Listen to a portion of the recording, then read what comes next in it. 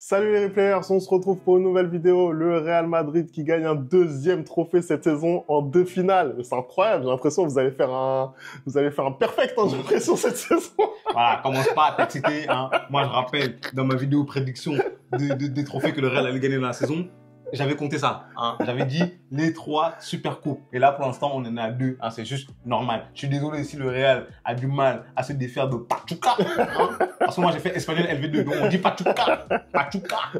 C'est qu'il y a un problème, tu vois. C'est qu'il y a un souci. Si le Real perd ce soir, c'est qu'il y a un problème. D'ailleurs, j'ai énormément de choses à dire sur Ancelotti parce que quand tu viens, t'alignes ton 11 type face au grand Pachuca, c'est que t'as un souci, mais mec. Ego, c'est la coupe intercontinentale, tu vois ce que je veux dire. À un moment donné, hein, faut la gagner. T'étais en train de me dire en antenne, ah oui, c'est un privilège de la jouer parce que c'est les vainqueurs de Ligue des Champions qui la jouent. Bah super. Mais c'est la vérité. Bah crache mais pas il dessus. faut gagner la Ligue des Champions pour pouvoir venir jouer ça. Est-ce que tu as déjà gagné la Ligue des Champions? Est-ce que tu as déjà joué la coupe intercontinentale, hein? Est-ce que tu as déjà joué? Générique, vas-y, on n'a pas le temps.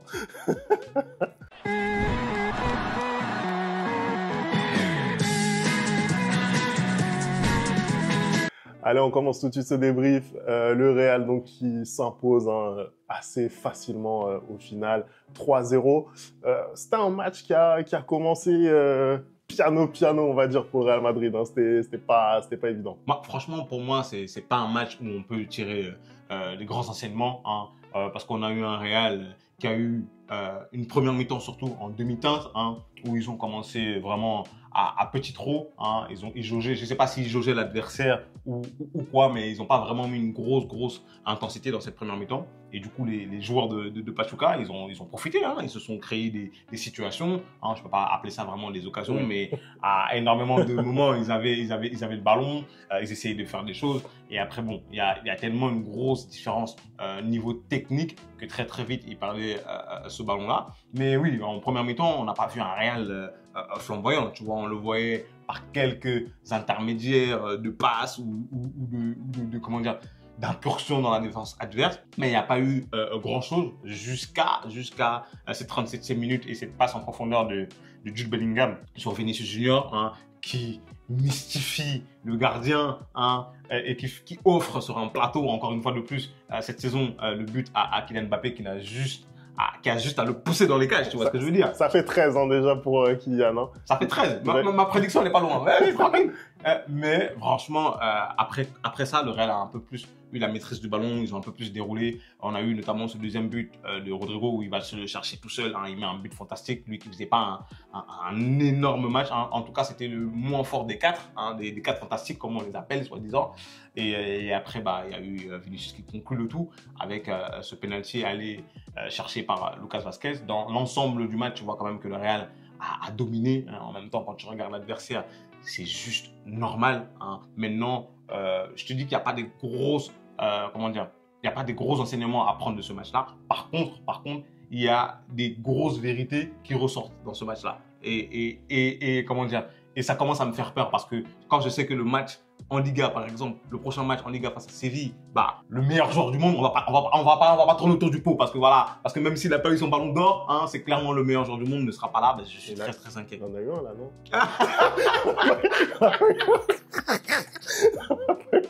J'ai cru le voir tenir un award avec un ballon en or. C'est le ballon d'or du match. C'est le ballon d'or de la compétition, hein. Donc c'est pas le véritable ballon d'or. En tout cas, cette semaine, il a eu un autre award, hein, qui est The Best. Hein, bravo à lui, parce que c'est clairement lui qui le mérite. On voit que quand les votes sont un peu équitables, à savoir les journalistes, les entraîneurs, les capitaines d'équipe et les supporters, c'est le meilleur qui gagne. Donc bravo à lui. Mais en tout cas, voilà, j'ai eu des certitudes aujourd'hui. Et la première des certitudes, c'est que Vinicius est clairement le meilleur joueur du monde et que Vinicius est clairement l'élément X, le facteur X de cette équipe. Voilà. Non, là-dessus, on est totalement d'accord. Après, est-ce que il n'y a pas d'enseignement à tirer de ce match?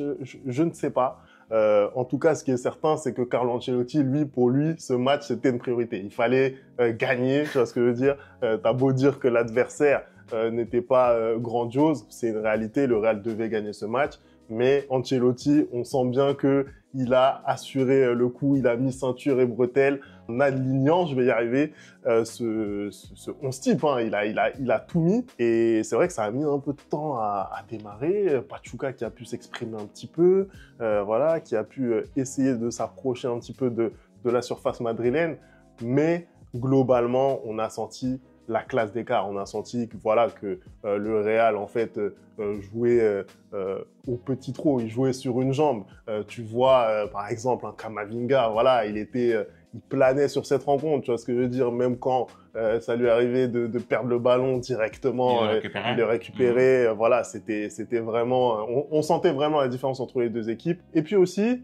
je trouve que, pour parler un petit peu de Kylian, puisque c'est le premier buteur du match, plus globalement, on sent quand même, ça se trouve de mieux en mieux quand même, avec Vinicius, avec Rodrigo. C'est des signes encourageants, tu vois. Après, on rappelle quand même qu'on est sur un Kylian qui revient de blessure. Hein, et là, encore une fois de plus, il fait un bon match. Hein, c'est un but et une passe décisive, même si c'est le genre de passe décisive qu'il fait. C'est la même chose que Arda il a fait ce week-end, là, les deux passes décisives soi-disant. C'est pas vraiment une passe décisive, mais il enjambe. Il enjambe, tu vois que il se trouve de mieux en mieux. Comme tu dis, tu vois que les appels ne sont pas tous dans le même sens. Hein. Il essaye aussi de jouer beaucoup en une touche, hein. Même son jeu de haut but, tu vois qu'il s'est un peu amélioré. On est quand même sur un mec qui revient de blessure, qui était censé être blessé 10 jours et finalement qui a écourté sa blessure. Et pour le match qu'il fait, d'ailleurs, je trouvais que justement c'était une bonne chose de la part de Ancelotti de le sortir parce qu'on a des matchs super importants qui arrivent.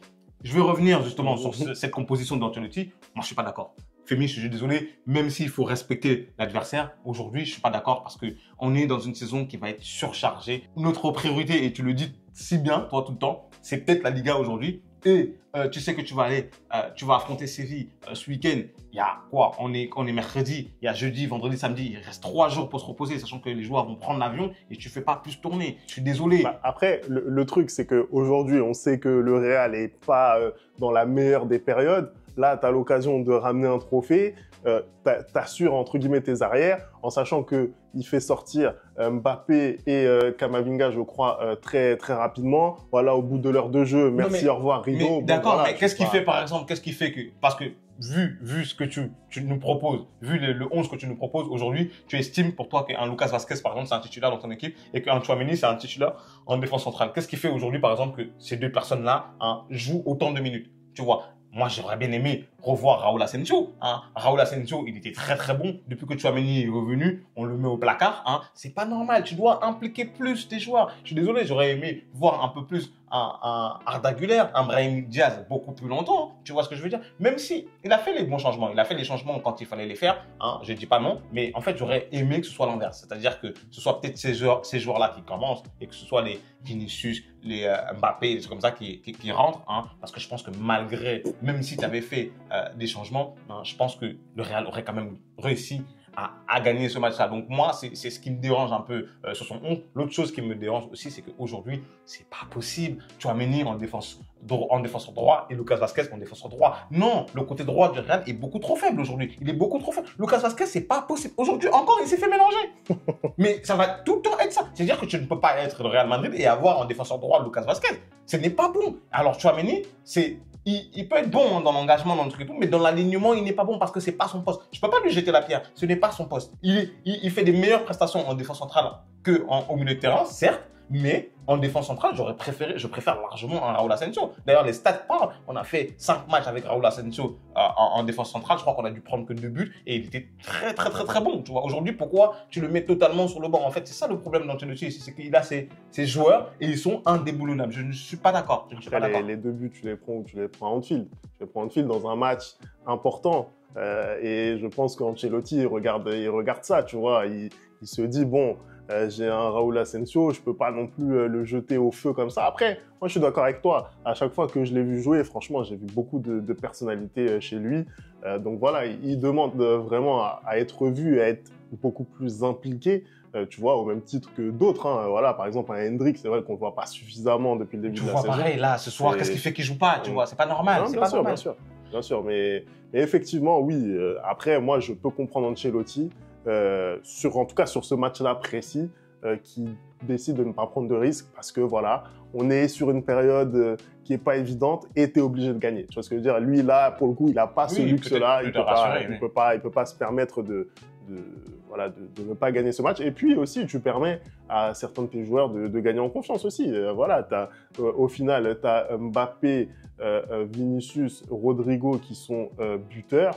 Voilà, les trois font le plein de confiance. On a parlé ici de Rodrigo en disant que même s'il n'est pas à 100% physiquement depuis le début de la saison, bah, c'est un petit peu plus compliqué pour lui.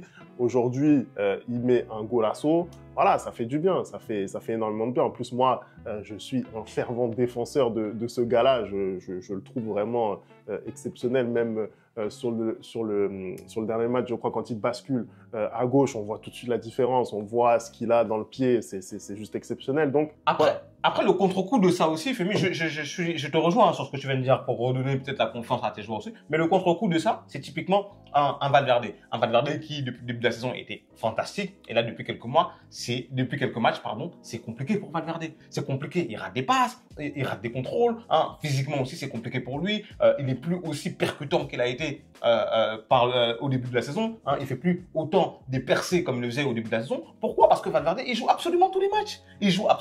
Donc aujourd'hui, il est un peu fatigué et sa fatigue se ressent dans ses prestations. Ses prestations sont beaucoup plus compliquées les derniers matchs. Je ne vois pas le Valverde que je connais en tout cas, tu vois. Et c'est en ça que je te dis que typiquement aujourd'hui encore, il le laisse beaucoup trop longtemps. Il doit faire plus tourner son équipe. Un Ceballos, par exemple, tu l'as mis, hein, même encore quand il rentre là aujourd'hui, encore il est très bon. Tu l'as mis et tu vois qu'il te donne satisfaction. Fais tourner. Kamavinga, c'est normal qu'il joue parce qu'il revient de blessure, donc il a besoin d'avoir du rythme. Pourquoi tu ne me mets pas un Kamavinga et Ceballos au lieu de me mettre Kamavinga et Valverde dans ton double pivot? Tu vois ce que je veux dire? Fais beaucoup plus tourner ton effectif. Et après, je suis d'accord, il faut quand même donner de la confiance à tes joueurs et il le fait très bien ce soir parce que tous trois de devant, Vinicius, Rodrigo et Mbappé marquent, mais surtout aussi Bellingham est très très bon. D'ailleurs, je veux faire la parenthèse, hein. Moi, je vais parler de deux joueurs en particulier dans cette équipe. Bellingham, qui ce soir a encore fait un match extraordinaire. Franchement, je manque de qualificatifs pour dire à quel point ce mec est extraordinaire. Non, mais vraiment, je ne comprends pas. En fait, je pense qu'il est en train de banaliser les prestations de haut niveau. Aujourd'hui, tellement chaque match il te sort une prestation extraordinaire. Donc merci, hein, merci vraiment à Dortmund de nous avoir donné un joyau, hein. C'est peut-être pas Joao Neves mais c'est un joyau, voilà, hein.